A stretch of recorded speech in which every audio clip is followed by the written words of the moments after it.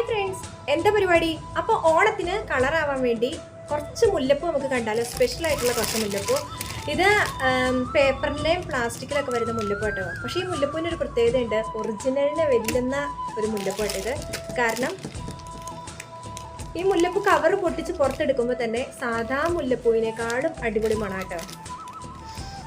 Okay, അതുകൊണ്ടല്ലേ ചിലപ്പോൾ അവരെന്തെങ്കിലുമൊക്കെ പൊടികളോ അല്ലെങ്കിൽ മണം ഉണ്ടാവാൻ വേണ്ടി എന്തെങ്കിലുമൊക്കെ ചേർക്കണമായിരിക്കും. പക്ഷെ ഭയങ്കര മണമാണ്. നമുക്ക് ഒറിജിനൽ മുല്ലപ്പൂ എടുത്ത പോലെ ആട്ടോ തോന്നാം. ഇതിൻ്റെ വേറെ കുറേ കളക്ഷൻസ് ഉണ്ട്, വേറെ കുറേ മോഡലുകളുണ്ട്. കാണിച്ചു തരാം കേട്ടോ. ഒറിജിനൽ പോലത്തെ മുല്ലപ്പൂ കേട്ടോ ഇത്.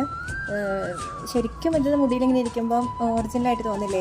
ഈ ഒരു മുല്ലപ്പൂവിൻ്റെ മണം എന്ന് പറഞ്ഞാൽ അടിപൊളി മണം കേട്ടോ. പിന്നെ വരുന്നത് ഇങ്ങനത്തെ ഇതുപോലത്തെയാണല്ലോ. ഇതിൽ അത്രയും മണമൊന്നുമില്ല, എന്നാലും ഒരു ചെറിയ സ്മെല്ലുണ്ട്. പക്ഷേ ഇതിൽ ഒറിജിനൽ മണമാണ്. പിന്നെ കൊച്ചു കുട്ടികൾക്കായിട്ട് വന്നിരിക്കുന്ന കളക്ഷൻസ് കേട്ടോ ഇത് ബുഷ് മോഡലാട്ടോ. കേട്ടോ നിൽക്കും ഇതിൻ്റെ ഇത് തേക്കട്ടോ. ചെറിയ കുട്ടികൾക്കൊക്കെ ബുഷ് പോലെ ഇടാൻ പറ്റില്ല കേട്ടോ. ഇതിന് സ്മെല്ല് കാര്യങ്ങളൊന്നുമില്ല, പക്ഷേ ഇങ്ങനെ ബുഷ് പോലെ ഇടാം. ബുഷ് പോലത്തെ മുല്ലപ്പൂ കേട്ടോ. ഇതും നമുക്ക് ബുഷ് പോലെയൊക്കെ അങ്ങനെ ഇടാനൊക്കെ പറ്റുന്നു. അതാ ഇതിന് സ്മെല്ലൊന്നുമില്ല കേട്ടോ. അതാട്ടോ നമ്മുടെ സാധാരണ പോലെ തന്നെ. ഇത് നമുക്ക് അത്ര ഒറിജിനാലിറ്റിയും കാര്യങ്ങളൊന്നും തോന്നിക്കൊന്നുമില്ല.